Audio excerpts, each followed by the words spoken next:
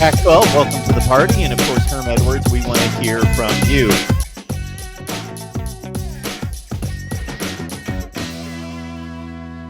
MarkRogersTV, the voice of college football, breaking down a Pac-12 football. We're in November and we're playing now all 5 Power 5 conferences. So it's starting to feel just a little bit more normal, but we, of course, need to wait until they actually hit the field. That's been 2020. We got Arizona State USC right out of the gate in week 1 as one of the major games in the conference, and right out of the gate at 9 a.m. local time. We got Michelle Gardner on the line from Arizona Republic to help us break down the Sun Devils. Michelle, how you doing today?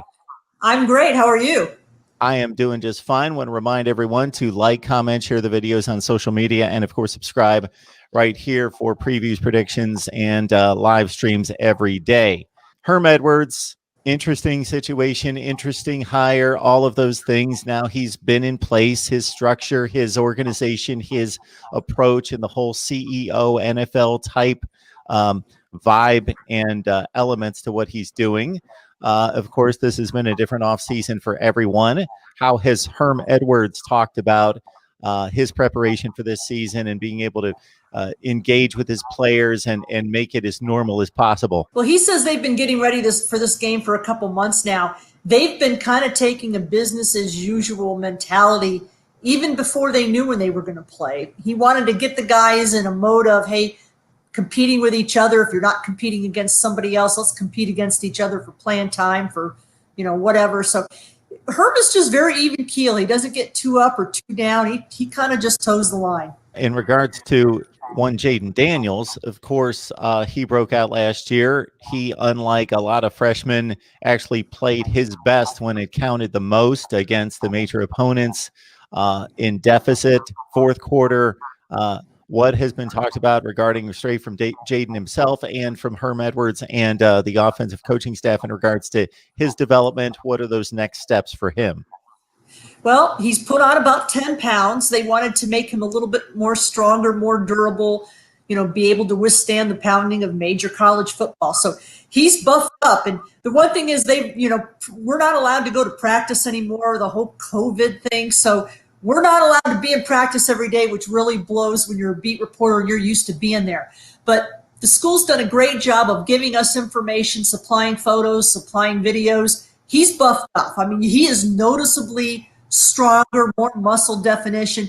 He is definitely stronger than he was last year. He's worked on his arm strength. So he's definitely done the work in the offseason. You can tell from what they've provided to us. So in 2019, whenever in trouble, of course, you throw it up to a future NFL wide receiver in Brandon Ayuk and let him out-muscle somebody, out-jump them, high point the football, do all those things that a gifted wide receiver does when he doesn't necessarily have separation. Give us some thoughts and some perspective on the depth chart that you let me know was just released yesterday in regards to skill position players to support Jaden Daniels, both at running back and wide receiver. Well, the running back's going to be kind of a running back by committee. It's not going to be just Benjamin like it's been in the last couple of years. So they've got 3 running backs that are going to all figure prominently. Rashad White is a junior college transfer who has really opened some eyes, and I think he was kind of the number 3 guy in the pecking order if you were to ask everybody 6 months ago because he wasn't here for the spring. Then you have Daniel Nagata from Northern California and Chip Trianum from Ohio. ASU plucked him right from Big Ten territory to come to Tempe. So those are the 3 guys that are going to be in the mix. And I don't think it's a matter of first, second, third team. They're all going to play. They have different attributes. So I think it's going to be all of those guys figuring into the running back position. When it comes to wide receiver, they've got an interesting collection of players. The guy that's got the experience is Frank Darby. He's a senior. He's the only one returning with more than 10 catches. And Frank's going to be the go-to guy. He definitely looks at himself as the heir to Ayuk, who was the heir to N'Keal Harry. So he probably is going to be the next in the line of good receivers for ASU. But when you look at some of the other options, they've got 6'7" Johnny Wilson, who's a true freshman. And Johnny Wilson was headed to Oregon, committed to Oregon, and he flipped to ASU.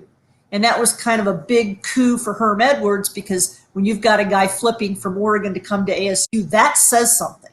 And Johnny Wilson is a freak athlete. He's 6'7".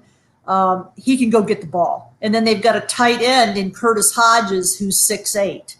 I don't know how many teams out there have a 6'8" and 6'7" guy that they can put on the field at the same time. That's a matchup nightmare. And we'll finish the offensive line real quickly.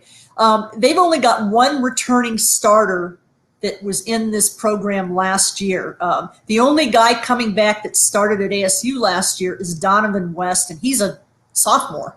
So there are a lot of new additions on this line, and I think they're going to be better than last year, but they also haven't played together. And they're playing USC right out of the box, which is a tall order. So I think a lot of the offense is going to depend on how quickly this offensive line comes together.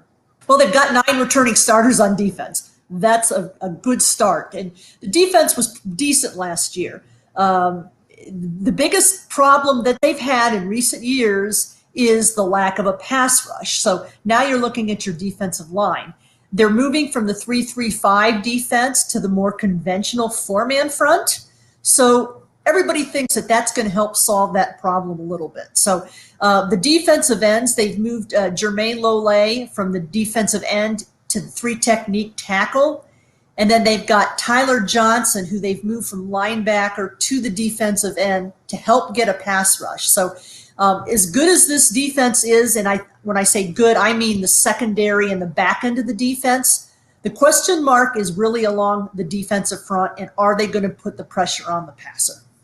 If you like what we do here at Mark Rogers TV, of course, hit the like button. Also subscribe, hit that bell for the notifications, you know, when we're going live. We got Michelle Gardner on the line from Arizona Republic.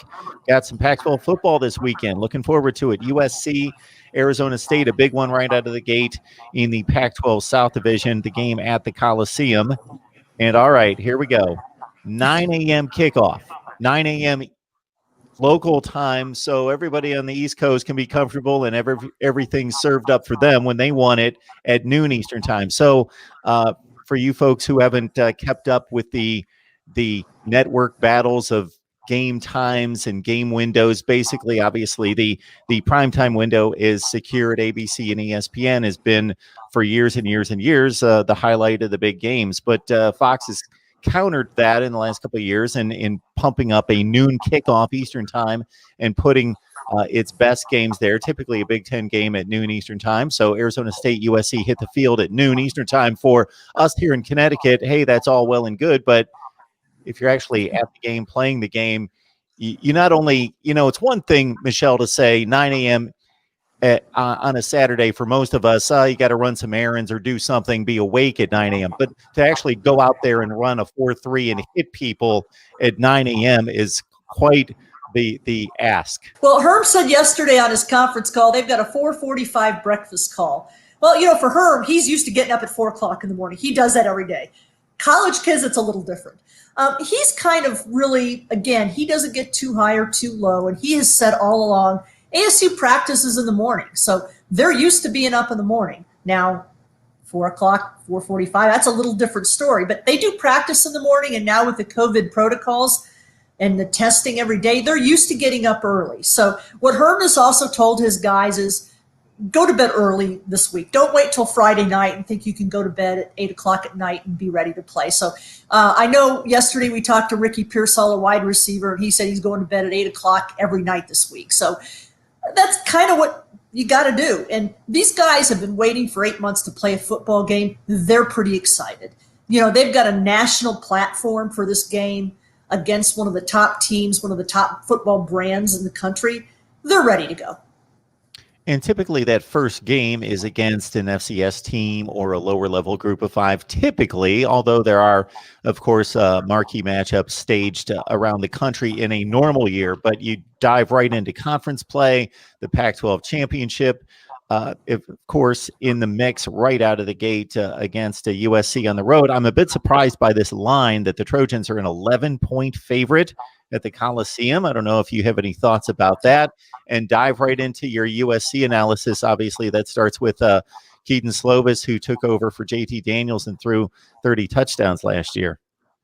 Well, I was a little surprised because when you look at ASU historically, Herm's teams don't get beat by that much. The other thing we have to remember here, Jaden Daniels didn't play against USC last year. So when you go back to last year and the final score was 31-26 USC, USC got out to a 28-7 lead, and ASU had, their backup quarterback, another true freshman who never played a college down before. So I think that maybe the odds makers might be looking at that game last year because it was more lopsided than the score indicated, and USC beat them heavily. But again, Jaden didn't play that game. But Keaton Slovis, and the one thing that's interesting to me about this game is you got Daniels and Slovis. These two are going to probably be compared to each other till the day they both leave college. They came in together. They were up for the Pac-12 honor at the same time last year, and Keaton got Freshman of the Year. Obviously, people here thought Jaden deserved it. So these two are going to kind of be compared to each other, I think, until they both leave. So I think that's a great matchup to watch and see how that's going to materialize. I know from a defensive perspective that ASU gave up a ton of passing yardage last year. Slovis had 357 yards in the first half passing last year. So I think the ASU secondary is going to take this on themselves, that they've got a point to prove, and they're going to kind of come out hungry. Yeah, tailback U is no longer tailback U, sweep right, sweep left. It's the air raid. Graham Harrell, offensive coordinator, they want to throw it. They want to hit you with the up-tempo pace as much as possible. And you alluded to the question marks along the defensive front for ASU.